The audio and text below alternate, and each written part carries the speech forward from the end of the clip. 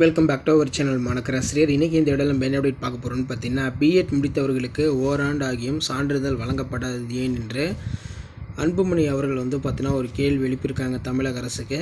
தமிழகத்தில் கடந்த ஓராண்டுக்கு மேலாக இளநிலை கல்வியில் பிஎட் படித்து முடித்த கிட்டத்தட்ட 60,000க்கும் மேற்பட்டவர்களுக்கு சான்றிதழ் வழங்கப்படாதது ஏன் என்று தமிழக அரசுக்கு பாமக தலைவர் அன்புமணி ராமதாஸ் அவர்கள் பார்த்தீங்கன்னா கேள்வி எழுப்பியிருக்காங்க. இது குறித்து ஞாயிற்றுக்கிழமை வெளியிட்டுள்ள அறிக்கையில், தமிழகத்தில் தற்போது 642 அரசு மற்றும் தனியார் கல்வியியல் கல்லூரிகள் கடந்த ஆண்டு இளநிலை கல்வியில் பிஎட் பட்டத்தை 60,000க்கும் மேற்பட்டோர் பெற்றுள்ளனர். ஆனால் ஓராண்டு ஆகியும் தற்காலிக பட்ட சான்றிதழும் ஒருங்கிணைந்த மதிப்பெண் சான்றிதழ் அவர்களுக்கு வழங்கப்படவில்லை. அதனால் அவர்களின் வேலை வாய்ப்பு பாதிக்கப்பட்டுள்ளது. பட்டதாரிகளின் எதிர்காலம் தொடர்பாக இந்த விவகாரத்தில் தமிழக அரசும் தமிழ்நாடு ஆசிரியர் கல்வியியல் பல்கலைக்கழக பொறுப்பின்றி செயல்படுவது கண்டிக்கத்தக்கது. ஆசிரியர் தேர்வு வாரியம் தற்போது பட்டதாரி ஆசிரியர்களை நியமிக்க அறிவித்துள்ளது. ஆனால் அதற்கு கடந்த ஆண்டு பிஎட் முடித்தவர்கள் விண்ணப்பிக்க முடியாத நிலையில் உள்ளது.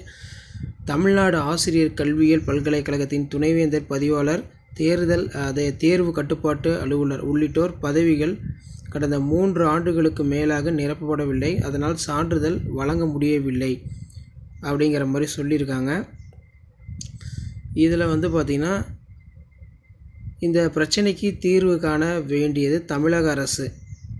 வேடிக்கை பார்ப்பது சரியில்லை. எனவே ஆசிரியர் பணிகளுக்கான தேர்வுகளில் பங்கேற்க புதிய பிஎட் பட்டதாரிகளை அனுமதிக்க வேண்டும். அதற்கு 2 வாரங்களில் தற்காலிக பட்ட சான்றிதழ் ஒருங்கிணைந்த மதிப்பெண் சான்றிதழ் அவர்களுக்கு வழங்க வேண்டும் என்று அவர் வலியுறுத்தியுள்ளார்.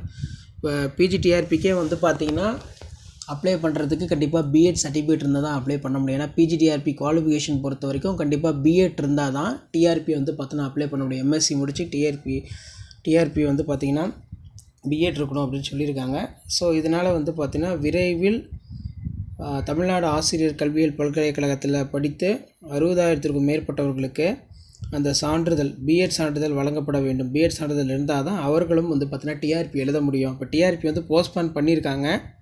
குரூப் 2 2A நான் இன்டர்வியூ போஸ்டிங் அதே டேட்டில் வருது அப்படின்னு. ஸோ 2 வாரத்துக்குள்ளே எப்படியாவது சான்றிதழ் பிஎட் மாணவர்களுக்கு வழங்கப்பட வேண்டும் என்று கோரிக்கை வைக்கப்பட்டுள்ளது. கோரிக்கை பரிசீலிக்கப்படுமா அப்படிங்கிற மாதிரி நம்ம பொறுத்திருந்தான் பார்க்கணும். ஸோ பிஎட் முடித்தவர்களுக்கு ஓராண்டு ஆகியும் சான்றிதழ் வழங்கப்படாது ஏன் என்று கேள்வி எழுப்பப்பட்டிருக்கு. ஸோ கண்டிப்பாக சான்றிதழ் கிடைக்கும் பட்சத்தில் இவர்களும் பார்த்தீங்கன்னா டிஆர்பி அப்ளை பண்ணி எழுதலாம். ஸோ இதான் அப்டேட்டு. டிஆர்பி ரிலேட்டட் அப்டேட் தெரிஞ்சுக்கிறதுக்கு மாணக்கராசி யூடியூப் சேனல் சப்ஸ்கிரைப் பண்ணி வீடியோ பண்ணுறதுக்கு ஃபார்வர்ட் பண்ணிட்டு பாருங்கள்.